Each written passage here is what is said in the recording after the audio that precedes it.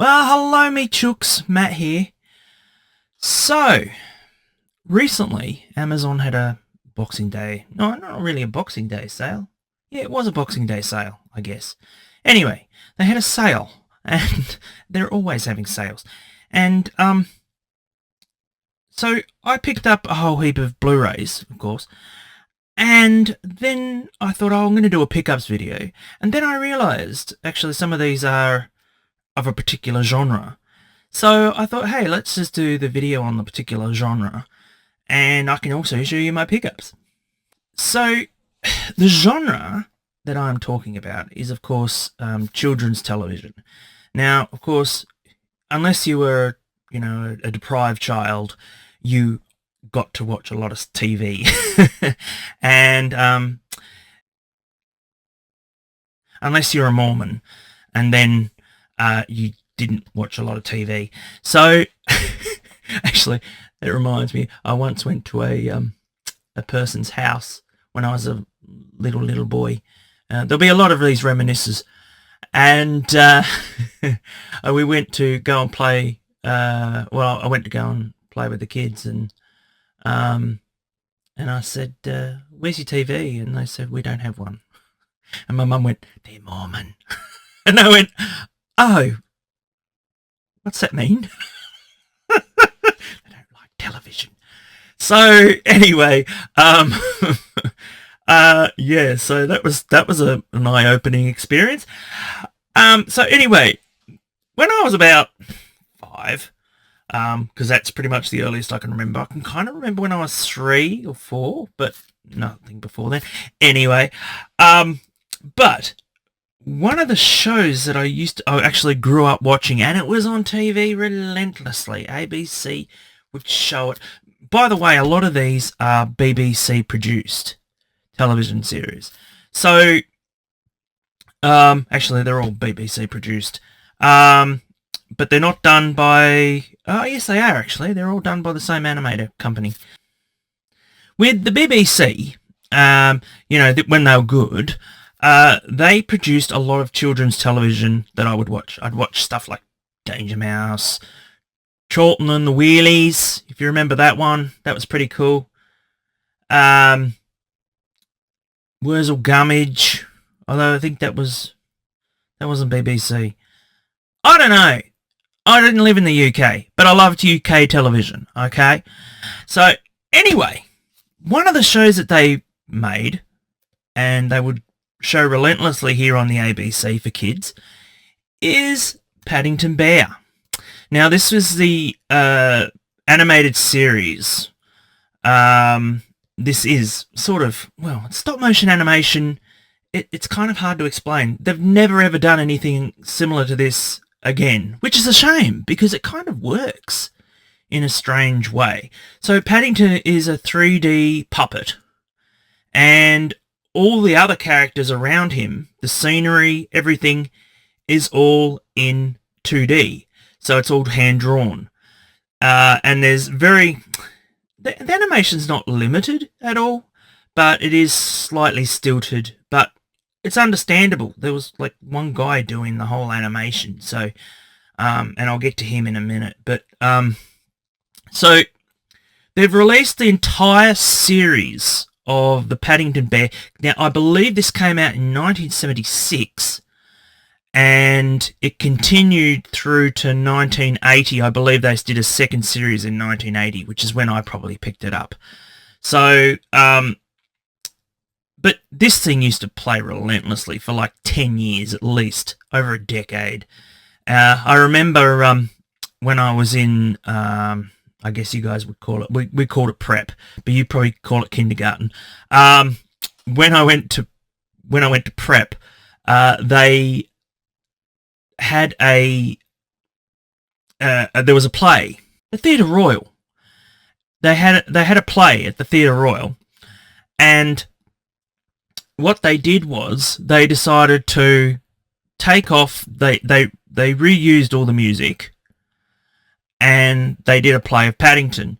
Now, I was waiting for this really cute bear to come out, but what I got was either a male or a female, I'm not quite sure, with a brown face. He literally had a brown painted face with the hat and the duffel coat and all that. And I was like, I can just remember being so disappointed. But anyway, they took it pretty much from this. So it was pretty much the first episode of this, which is, meeting Paddington in the Paddington train station. So anyway, so this series has just come out on Blu-ray and DVD, but we don't talk about DVD, not yet anyway. But they've done a great. This is from Fabulous in the UK. Fabulous Films, and they've done a complete and utter restoration.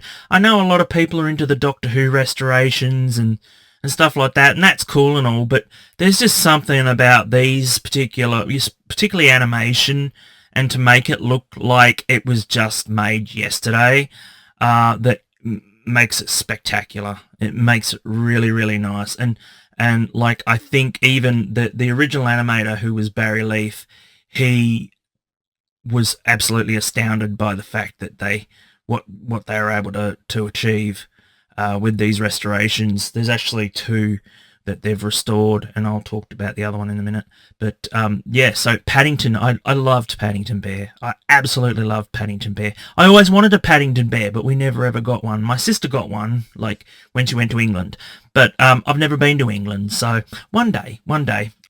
Next up is another animated series from Barry Leaf, who was the animator behind this, and it's The Wombles. I was really shocked to see this was out on Blu-ray. I had no idea, and as soon as I saw it and it was in the sale, and I was like, yep, no, I'm getting it. Paddington Bear, yeah. Wombles was my shit. I just loved it. I absolutely love The Wombles. Narrated by Bernard Cribbins as well. So this is really a fantastic series. So if you don't know what it's about these little creatures that live on Wimbledon Common. The series follows the adventures and individual eccentricities as they spend days collecting and making good use of things that everyday folk leave behind.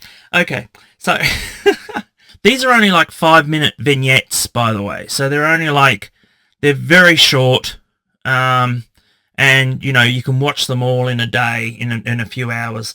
It says even, the runtime on this is 282 minutes, but you can watch it in little chunks of like 5 minutes. So, because they're only 5-minute stories. There were, with the Wombles, there were female Wombles as well. But I think there was only the one, Madam something, I think her name was. I can't remember. I haven't seen this in years. I have not seen this in years. So I'm so looking forward to actually watching it. I recently, I say a couple of years ago, I saw Wombling Free. I remember seeing that and being absolutely scarred by it when I saw it on VHS. Having Wombles dancing around in tuxedos is just a bit too weird, really.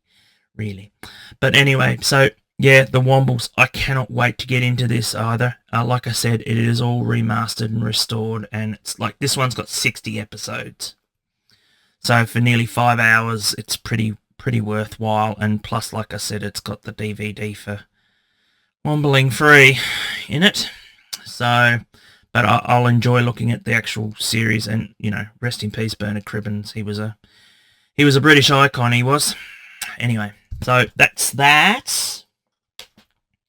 Now, the next one is The Box of Delights. So this stars Patrick Troughton as sort of like a hobo. This is a really weird one. I got this on DVD like a couple of years ago now, because my friend Dan Hadley, he was like, oh, you got to get The Box of Delights, it's really good, and all this. And I started watching it, and I was like, it's a bit strange. But this one's been remastered and everything as well. And it's looking, it's kind of weird. It's just like he's a hobo, but he's a magician sort of thing. So he plays that sort of thing. The one thing I really hate about this box is the really fake. See that? I really hate that. That is really bad design. I hate that. Look, sparkly shit. Look, I'm regenerating. Just hate it. But other than that, you know, I think even it's even on the case. What can you do? But this one actually, I think this is like 6 episodes. This actually comes with a few special features on it.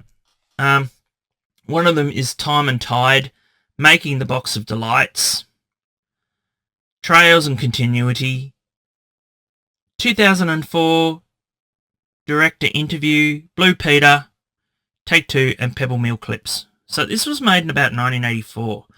I don't know if this ever screened in Australia. I don't know, because I mean I was religious with the ABC, so I'm surprised if it actually was on and I totally missed it, or I watched it and totally forgot about it. It's a Christmas thing, so it's just a bit weird watching Christmas movies in January for some strange reason. So I may have to wait on this till Christmas comes around again this year. So do you remember any of these children's classics? Let me know in the comments down below, and please remember to like and subscribe to the channel. I'll have some more videos up real soon, as well as I'm planning a stream. I'm going to have some really cool guests on in that stream, so please stand by for that. I do have friends, so I can actually have a stream. It's just a matter of actually having the funds to do it, since I'm buying all these Blu-rays and then doing a video. And never mind. Anyway, who am I? I'm Matt Pot, not Matt Potts. It's no S at the end. No S at the end. I shall see you all again next time.